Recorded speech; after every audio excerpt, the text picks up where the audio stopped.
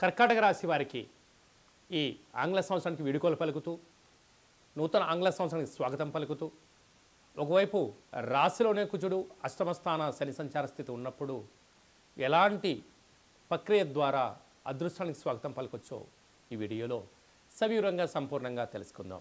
కర్కాటక రాశిలో ఏ ఏ నక్షత్రాలు ఉంటాయనగా పునర్వసు నక్షత్రంలోని చివరి పాదం 4వ పాదము, పుష్యమి నక్షత్రంలోని 4 పాదాలు, ఆశ్లేష నక్షత్రంలోని 4 పాదాలు కలిపితే కర్కాటక రాశి.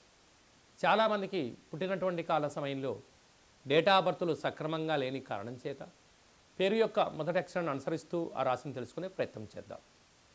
హీ, హూ, హే, హో, డా, డి, డు, డే, డో అక్షరాల వారందరూ కూడా కర్కాటక రాశి జాతకులే. కర్కాటక రాశికి అధిపతి చంద్రభగవానుడు. రాశిలోనే కుజుడు ఉండడం వలన ఈ సంవత్సరం చివరి రోజులలో చివరి ఆదివారం, సోమవతి చివరి సోమవారం, చివరి మంగళవారం, ఈ సంవత్సరం రాజు కూడా కుజుడే అవ్వడం వలన వీలైనంత వరకు దూర వాయు జల ప్రయాణాలు పెట్టుకోవద్దు, గొడవలకు దూరంగా ఉండండి, బ్యాంకు లావాదేవీలు ఓటీపీలు ఎంతో జాగ్రత్త అవసరం, బంధువులని మిత్రులని స్నేహితులని వారు పిలుస్తున్నారు కదా అని చెప్పి మీరు పార్టీలకు వెళ్ళడం కానీ అక్కడ జరుగుతున్న కొన్ని సందర్భాలలో మిమ్మల్ని ఇన్వాల్వ్ చేయడం కానీ లేకుంటే డబ్బులంతా మీతో కట్టించడం కానీ లేకుంటే అన్నీ జరగాల్సిన అన్నీ జరిగిపోయిన తర్వాత ఎంత నీ ద్వారానే అయ్యిందని చెప్పి నింద మోసే పరిస్థితి కర్కాటక రాశి వారికి ప్రమాదం పొంచి ఉంది. తస్మాత్ జాగ్రత్త. రాశిలోనే కుజుడు ఉండడం వలన కుజదోష ప్రభావము అని చెప్పి కూడా మీరు గమనించాలి.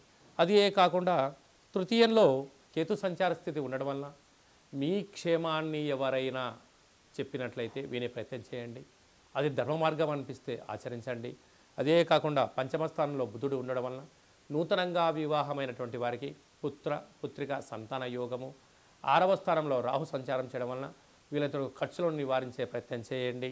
ఆవేశాలకు వెళ్ళొద్దు, ఇది అనర్థాలకు దారి తీసే సమయం అని చెప్పి కూడా మీరు గుర్తుపెట్టుకోవాలి.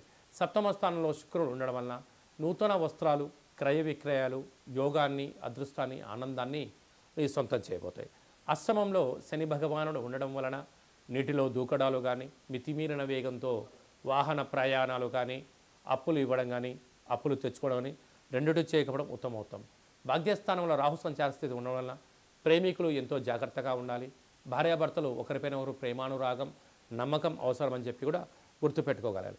ఏకాదశిలో గురువు ఉండడం వలన సత్కర్మ చైవ సత్ఫలిత, దుష్కర్మ చైవ దుష్ఫలిత అన్నట్టుగా మీరు మంచి పనులు చేయడం వలన గతంలో ఇప్పుడు మంచి ఫలితాలు వస్తాయి.